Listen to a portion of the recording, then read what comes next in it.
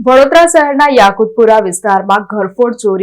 ચોરી કરેલ સોનાના દાગીના વેચવા ફરતો એક ઇસમને વડોદરા ક્રાઇમ બ્રાન્ચે ઝડપી પાડ્યો હતો, જે બાદ પોલીસે કોર્ટ સમક્ષ રજૂ કરી રિમાન્ડ મેળવી આજે ઘટનાનું રિકન્સ્ટ્રક્શન કર્યું હતું। યાકુતપુરા વિસ્તારમાં રહેતા વસીમ મલિક તેમની દાદીનું અવસાન થયું હોય તેઓ પરિવાર સાથે હાલોલ ગયા હતા, જે દરમિયાન તસ્કરે તેમના મકાનને નિશાન બનાવી ઘરમાંથી સોનાના દાગીના, યુકેના પાઉન્ડ અને કેશ મળી 4 લાખ રૂપિયાનો મુદ્દામાલ ચોરી ફરાર થઈ ગયો હતો। જે અંગે જાણ થતા રાવપુરા વિસ્તારમાં દુકાન ચલાવતા વેપારી વસીમ મલિકે સિટી પોલીસ મથકમાં ફરિયાદ નોંધાવી હતી, જે બાદ